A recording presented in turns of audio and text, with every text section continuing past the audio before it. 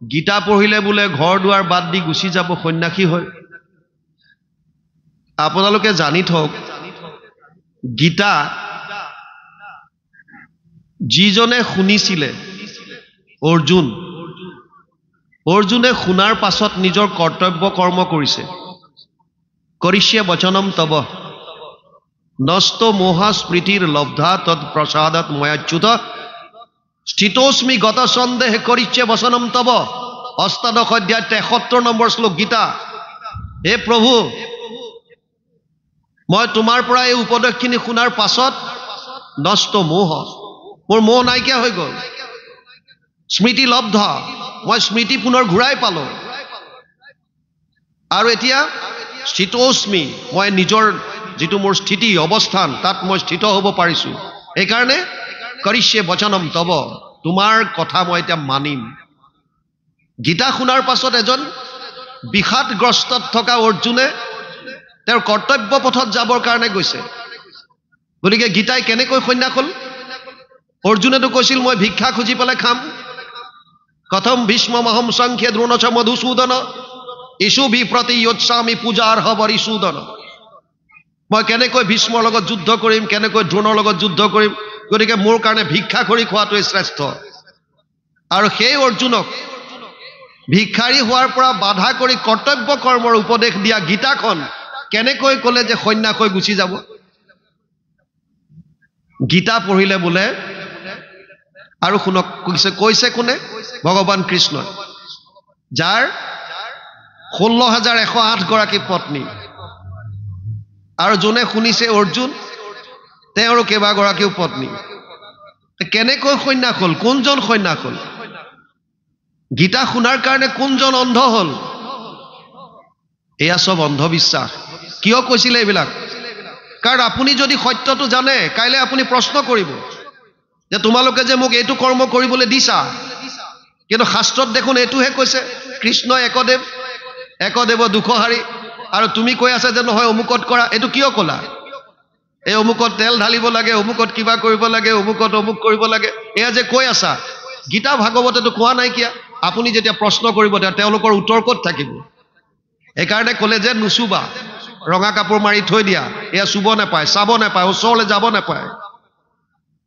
আমিতো কৈছিলো এদিনত আপোনালোকে পঢ়িব নিজে নিজে অধ্যয়ন কৰক কাহিনী আকাৰে সন্তানক বুজাওক কি আছে ভাগৱতত কি আছে গীতাত বিভিন্ন কাহিনী দিছে কীৰ্তন পুথিখন উলিয়াই লওক সব কাহিনী পাব আৰু তাৰ মাজেৰে আপোনালোকে জীৱনৰ মাৰ্গ বিচাৰি পাব তাত সেইকাৰণে গীতা পঢ়িব নালাগে বুলি কোৱাটো আইসকলে পঢ়িব নাপায় সৰু ল'ৰা ছোৱালীয়ে পঢ়িব নাপায় এয়া সব ভ্ৰান্ত ধাৰণা সব মিছা গীতাত এনেকুৱা একো কোৱা নাই গীতা শাস্ত্ৰ বৰ্তমান যিমানবিলাক মেনেজমেণ্টত আছে বিজনেছত আছে MBA যিমানবিলাক আছে যিমানবিলাক স্পিকাৰ আছে তেওঁলোকে গীতাৰ ওপৰত প্ৰবচন কৰি আছে গীতাৰ শ্লোকৰ ওপৰত সব গীতা আইনষ্টাইনে গীতা ৰাখিছিল আমাৰ পূৰ্ব ৰাষ্ট্ৰপতি আব্দুল কালামৰ হাতত গীতা আছিল মহাত্মা গান্ধীয়ে গীতা ৰাখিছিল তেওঁলোক কি সন্ন্যাস হৈ গ'ল নেকি পগলা হৈ গ'ল নেকি অন্ধবিশ্বাস যদি সকলোৱে যদি গীতাখন হাতত ৰাখে তেতিয়াহ'লে বহুতৰ বেপাৰ বিজনেছ বন্ধ হৈ যাব ধৰ্মৰ নামত চলি থকা বেপাৰ বন্ধ হৈ যাব আপুনি যেতিয়া গম পাব যে আমি 5 গৰাকী আই মাজতে নাম গাই পেলাই জন্মৰ পৰা মৃত্যুলৈকে অনুষ্ঠান কৰিব পাৰো বেলেগ বিলাকৰ কাম নাই তেতিয়া কি হ'ব সমাজত যিবিলাক চলি আছে সব বন্ধ হ'ব সেইকাৰণে এনেকুৱা কিছুমান নাপায় শব্দটো উলিয়াই দিলে আৰু আমি দুৰ্বল মনৰ মানুহ ভয় সোমোৱাই দিয়ে ভয়টোৱে সব শেষ কৰাই দিছে এজন ল'ৰাই ছোৱালী এজনী বিয়া কৰাই আনিলে বৰ সুন্দৰ ছোৱালী সুন্দৰী ধুনীয়া ৰূপৱতী গুণৱতী পিছে গিৰিয়েকে সদায় ভয় খুৱায় ভয় কি বুলি খুৱায় কামবিলাক কৰিবলৈ দিয়ে আৰু তাৰ পাছত খালি পিছত এটা টেগ লগাই দিয়ে যা পানী গৰম কৰ নহলে বুলি কয় পিছৰখিনি নকয় যা কাপোৰ ধো নহলে আৰে নহলেতো কি ঘৈণীয়েকে সেই বস্তুটো সুধিব পৰা নাই কিয় ভয় এইটো কৰ নহলেতো কি গম পোৱা নাই আৰু সুধিবলৈ সাহস কৰা নাই এনেকৈ এবছৰ মানসিকভাৱে ডিপ্ৰেশ্যনত ভুগি আছে, শুকাই খিনাই অৱস্থা নাইকিয়া হ'ল। এবছৰৰ পাছত মাকৰ ঘৰলৈ গ'ল। মাকে ক'লে, আইজনীও তোক বিয়াৰ সময়ত ইমান সুন্দৰ একদম তোৰ দেহা আছিল, শৰীৰ আছিল, সুঠাম, কি কৰি আহিছ তই? হাড়ডাল লৈ আহিছ, ইমান কি কষ্ট পাইছ তাত? খাবলৈ নেপাৱ নে কি? ক'লে, খাবলৈ পাওঁ। তোক কি শহুৰ শাহুৱে কষ্ট দিয়ে নেকি? প্ৰথম টাৰ্গেট শহুৰ শাহু। বোলে নহয়, শহুৰ শাহু তহঁতৰ নিচিনা, অতি মৰম কৰে মোক, নিজৰ ছোৱালী নিচিনা ভাবে। তই এনেকৈ ক্ষীণাইছ কিয়? বোলে মানসিক কষ্ট। কি মানসিক কষ্ট? তোৰ জোঁৱায়েৰে দিছে। কি কৰে? আৰে প্ৰতিটো কথাত মোক ভয় খুৱায়। কি বুলি কয়? এইটো কৰ, নহ'লে হয়তো কৰ, নহ'লে। তই সুধিছনে নাই নহ'লে কি? বোলে নাই সোধা, এইটো ভয়। তেতিয়াহ'লে এটা কাম কৰ, ব'ল, তোৰ ভয় ভাঙিব লাগিব, আমি যাম লগত। তোৰ ঘৰৰ আশে পাশে আমি লুকাই থাকিম। তোক এইবাৰ যদি কিবা কৰিবলৈ কৈ যদি কয় নহ'লে, তই সুধি দিবি নহ'লে কি, আৰু জোঁৱায়ে কি কৰে চাম আমি থাকিম ওচৰে পাজৰে। তই চিন্তা নকৰিবি, তোৰ ভয় ভাঙিব লাগিব। ঠাণ্ডা দিন, ৰাতিপুৱাই ব্ৰহ্মপুৱাতে গিৰিয়েকে ঘৈণীয়েকক বিচনাতে ধৰিলে, এই শুই আছ এতিয়ালৈকে, উঠ যা, পানী গৰম কৰ, নহ'লে। আৰু তোৰ ঘৈণীয়েকক চাবি পকাই দিছে। আপোনালোকৰ ইয়াত কেনেকুৱা নাজানো, আমাৰ ফালে যেতিয়া আমাৰ এওঁলোক যায় মাকৰ ঘৰলৈ, কিবা কিবি দি পঠিয়াই বুজনি। এইফালে তেনেকুৱা লগা নাই, চব ঠিক আছে বাৰু। জেনেৰেলি বোৱাৰীবিলাক মাকৰ ঘৰলৈ গ'লে অহাৰ পিছত অকণমান সলনি এটা হয়। মাকে শিকাই বুজাই পঠিয়াইছে, সেইকাৰণে বিচনাত যেতিয়া গিৰিয়েকে ধৰিলে, জাপ, পানী গৰম কৰ, এতিয়ালৈকে শুই আছো, পানী গৰম কৰ, নহ'লে। এইদিনাটো ঘৈণীয়েকে ধৰিলে নহয় উভতি, নহ'লে কি? গিৰিয়েকে কৈছে, নহ'লে মই নিজে গৰম কৰি লম। চেছ, ভয় চেছ।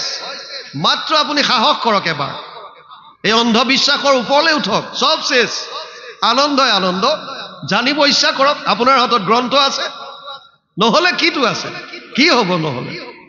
আপুনি কি চিৰদিন জীয়াই থাকিব নেকি? নাথাকো। আহিছো যেতিয়া যাবই লাগিব। এখন ট্ৰেইনৰ আমি যাত্ৰী, টিকেট লৈছো চবেই বেলেগ বেলেগ। কোনোবা যেনিবা মুজফ্ফৰপুৰত নামিব, বিহাৰত নামিব, কোনোবা দিল্লী যাব। যাৰ যেতিয়া সময় আহে নামিবই লাগিব। আপুনি নানামো বুলি ক'লে আমি ননমাকে থাকিব নোৱাৰে, তেতিয়া আপোনাক ধাক্কা মাৰি হ'লেও নমাই দিব। গতিকে এইটো মিছা চব, আমি চব যাত্ৰী। আৰু এই যাত্ৰা পথত আমি মাত্ৰ 2-4জন লগ পাওঁ, সেইকেইজনকে মোৰ কৰি থাকো। কাম নাই একো, চব অকলে অকলে আহিছো, অকলে যাব লাগিব, ভয় কৰি লাভ নাই। অভয়ম সত্য সমশুদ্ধি জ্ঞান যোগ ব্যৱস্থিত দানম দমস্য যজ্ঞস্য স্বাধ্যায়স্তপ আৰ্জবম। ষষ্ঠদশ অধ্যায় প্ৰথম শ্লোক গীতা। অভয়, মূল অভয়। অভয় চৰণত শৰণ ললো বুলি প্ৰাৰ্থনা গায়ে থাকো, অভয় চৰণে শৰণ ললো। আৰে অভয় চৰণত শৰণ ললা যেতিয়া ভয়টো কিহৰ? আৰু কিহৰ ভয়? ভয় কৰিব নালাগে। সেইকাৰণে আপুনি এইবিলাক নামানিব, অন্ধবিশ্বাস আৰু পৰম্পৰা বুলি কোৱাবিলাকো কিছুমান এৰিবৰ হ'ল। সুন্দৰ এটা কথা শুনক, মনত পৰিছে যেতিয়া কৈ দিওঁ আৰু। এজন ভিক্ষাৰী আছিল। ভিক্ষাৰীজনে দিনটো খুজি বাঢ়ি পইচা আনে। এটা ভাল স্বভাৱ আছিল, সঞ্চয় কৰে। অলপমান পইচা তামৰ বাচন এটাত তাত থৈ দিয়ে। এনেকৈ থওঁতে এদিন দেখা পালে যে তামৰ পাত্ৰটো টকাৰে ফুল হৈ গ'ল। তেওঁ ভাবিলে যে মইতো জীৱনটো কেৱল মোৰ কাৰণে কটালো, শৰীৰটোৰ কাৰণেই, গতিকে এই ধন সোণখিনি ইয়াক মই কিবা ভাল কামত লগাম। আৰু তেতিয়া তীৰ্থক্ষেত্ৰলৈ যায়, সন্ত মহন্ত তাত থাকে। গাঁৱলৈ এনেকে ভকতৰ সমাগম নাই, ইয়াত ভাগৱতৰ চৰ্চা নাই। কথা শুনিবলৈ হ'লে আপুনি তীৰ্থক্ষেত্ৰত যাব লাগিব। সি ভাবিলে গংগাৰ পাৰলৈ যাওঁ, তাতে গৈ সন্ত মহন্তক লগ পাম, এই পইচাখিনিয়ে তেওঁলোককে এসাঁজ খুৱাই দিম লাগিলে। এইটো মনত ভাৱ লৈ পেলাই তীৰ্থক্ষেত্ৰলৈ গ'ল। আৰু যোৱাৰ পাছত তেওঁ ভাবিলে গংগাত স্নান কৰিলে বোলে পাপ যায়, সেইকাৰণে আগতে যি য'ত পাপ আছে সেইখিনিও যোৱাই লওঁ। এটা সমস্যা আহি গ'ল, তেওঁ অকলে গৈছে, ইফালে তামৰ পাত্ৰটোত আছে টকা, ধন আছে, কি কৰিব এতিয়া? পাৰত থৈ দিলে কোনোবাই লৈ যাব, সেইটোও ভয়। সেইকাৰণে ভাবিলে বালি অকণমান পাৰত বালিখিনি খান্দি লৈ তাতে পাত্ৰটো পুতি থম আৰু মই গা ধুই আহিম। কিন্তু ভাবিলে এটা চিন দি থৈ যাওঁ ইয়াত, কেনেকৈ গম পাম? নহ'লে মইতো গা ধুবলৈ গম আহি পালেতো গোটেই বালিময় হৈ থাকিব, ক'ত যাচিলে কেনেকৈ গম পাম? সেইকাৰণে বালিৰে ভাবিলে বুদ্ধিয়কৰ কাম এটা কৰিলে, এটা শিৱলিংগ বনালে। শিৱলিংগ এটা বনাই থৈ আৰু গা ধুবলৈ গুচি গ'ল। দূৰৰ পৰা মানুহ এজনে চাই আছিলে, ই শিৱলিংগ বনোৱাটো দেখা পালে, বাকী কি কৰিছে গম নাপায়। তেওঁ আহিছে তেনেকৈ, ই ভাবিলে ইয়াৰ এটা পৰম্পৰা আছে, গংগাত গা ধোৱাৰ আগতে বালিত এটা শিৱলিংগ বনাব লাগে। সেইকাৰণে সিও কাষতে এটা শিৱলিংগ বনাই দিলে। আৰু তাকে দেখি পেলাই আৰু আহিছিলে 4-5জন মান মানুহ। সিহঁতে ভাবিছে এইটো ঘাটৰ চাগে নিয়ম, এইটোৱে পৰম্পৰা। সিহঁতেও এটা এটা গা ধোৱাৰ আগত শিৱলিংগ বনোৱা কৰিলে। আকৌ এই ভিখাৰীজনক যেতিয়া গংগাত স্নান কৰিবলৈ যাওঁ বুলি গাঁৱৰ মানুহে গম পালে, কোনোবাই কৈ পঠিয়াইছে মোৰ হৈও ডুবকি এটা মাৰি দিবি। ইটোৱে কৈছে তই মোৰ হৈও এটা মাৰি দিবি। সি গাঁৱৰ মানুহৰ নাম মনত পেলাই পেলাই ডুবকি মাৰি থাকোঁতে পাৰলৈ আহি দেখিছে ইয়াত হাজাৰ হাজাৰ শিৱলিংগ হৈ গ'ল। এতিয়া বেচাৰাই চিন্তা কৰিছে মোৰতো ক'ত আছিল, কোনটোত সোমাল এতিয়া সি গম পোৱা নাই। এটা শ্লোক উচ্চাৰণ কৰিছে, গতানুগতিক লোকা না লোকা পৰমাৰ্থিক বালুকালিংগ মাত্ৰেন গতম মে তাম্ৰভাজন। চব মানুহ গতানুগতিক, পৰম্পৰাক লৈ চলি আছে, সত্যটো উদ্ভাৱন কৰিবলৈ কোনো চিন্তা নকৰে। কি হৈছে কি নাই গম নাপায়, কেৱল দেখাক দেখি ধৰ্ম কৰি গৈ আছো, কেৱল দেখি আছো। সত্যটো আপোনাৰ গ্ৰন্থত আছে, অধ্যয়ন কৰক। সেইকাৰণে বাংময় মূৰ্তি আমাক দিছিল। বাংময় মূৰ্তি কেৱল প্ৰতিষ্ঠা কৰি ধূপ ধূনা জ্বলোৱাৰ বিষয়ে নহয়, অধ্যয়ন কৰিবলৈ দিছে। উঠি অহা চামক দিয়ক, আপোনালোকে অধ্যয়ন কৰক, নহ'লে সেইজনৰ নিচিনা হ'ব পৰম্পৰা। দক্ষিণ ভাৰতত এটা মন্দিৰ আছিল, তাত এজন পূজাৰীয়ে সদায় পূজা কৰিবলৈ যায়। নৈবেদ্য যেতিয়া আগবঢ়ায়, তেওঁৰ এটা বন্দা মেকুৰী আছিল, ক'লা মেকুৰী এটা ডাঙৰ। এই মেকুৰীটোৱে লগত যায় পূজাৰীৰ, আৰু সেই নৈবেদ্য যিমানখিনি আগবঢ়ায় শৰাইত গোটেইখিনি ভৰি মুখ লগাই খেচি থাকে। পূজাৰীটোৱে উপায়হীন হৈ পেলাই এদিন কি কৰিলে, ভাবিলে ইয়াক মই বান্ধি থ'ব লাগিব। সেইকাৰণে লগত ৰছী এডাল লৈ যায় আৰু পূজা কৰিবলৈ যোৱাৰ প্ৰাক মুহূৰ্তত তাৰ ডিঙিত ৰছীডাল লগাই খুটা এটাত বান্ধি থয়, আৰু তেওঁ নৈবেদ্য আদি আগবঢ়াই পূজা পাতল কৰে। তাৰপিছত লাহেকৈ আকৌ মেকুৰীটো খুলি লগত লৈ আহে। এনেকৈ বহু বছৰ গ'ল। হঠাৎ এদিন পূজাৰীজনৰ মৃত্যু হ'ল। মৃত্যু হোৱাৰ লগে লগে সেই মন্দিৰত পূজা কৰিবৰ কাৰণে এজন পূজাৰীৰ প্ৰয়োজন হ'ল, উত্তৰাধিকাৰী। তেওঁলোকে গোটেই ওচৰে পাজৰে চিন্তা চৰ্চা কৰি ভাবিলে, বিচাৰ খোচাৰ কৰিলে, পোৱা নাই। কিছু দূৰৰ এখন গাঁৱত এজন আছিলে পূজাৰী, তেওঁক গৈ পেলাই সুধিলে, বোলে মই পাৰিম, সেইটো মন্দিৰত মই বহুবাৰ গৈছোঁ আৰু আপোনালোকৰ মেইন পূজাৰীৰ লগত সহায়ক হিচাপে মই বহুখিনি কৰিছোঁ, গতিকে তাৰ নীতি নিয়ম মই জানো। বোলে হ'ব তেতিয়াহ'লে আপুনি কাইলৈ আহক। বোলে হ'ব যাম। ৰাতিপুৱা আহিল আৰু তেওঁক ক'লে যে ঠিক আছে আপুনি তেতিয়াহ'লে নৈবেদ্য আদি আগবঢ়াওক। ই কৈছে সেয়া চব ঠিক আছে বাৰু, বস্তু বাহিনী চব অ'কে আছে, কিন্তু হেৰি নহয়, এই মন্দিৰৰ এটা পৰম্পৰা আছে। বোলে কি? পূজা পাতল আগবাঢ়ে কৰিবলৈ যোৱাৰ আগতে এই খুঁটাটোত এটা ক'লা বন্দা মেকুৰী এটা বান্ধি থ'ব লাগে, এইটো পৰম্পৰা। এই ক'লা মেকুৰী এটা আগতে লাগিব, তাক আগতে ইয়াত বান্ধিব লাগিব খুঁটাত, তেতিয়াহে ইয়াৰ পূজা পাঠ হ'ব। আমাৰো বহুত পৰম্পৰা তেনেকুৱা। পৰম্পৰাটো হৈছে পৰমৰ পৰা অহা, শ্ৰেষ্ঠৰ পৰা অহা, পৰমৰ ওপৰত আৰু আন একো নাই। কিন্তু আমি যিমানবিলাক মানি আছোঁ এইবিলাক মাজৰ পৰা অহা, এইবিলাক চব পৰম্পৰা নহয়, মাজৰ পৰা। সেইকাৰণে আইসকলক এইটো কৰিব নাপায়, সিটো কৰিব নাপায়, বাপ সমস্তই গীতা পঢ়িলে অন্ধ হ'ব, সন্যাস হ'ব, চব মিছা। ইয়াত বিশ্বাস কৰিবলগীয়া তিল মানুহ নাই।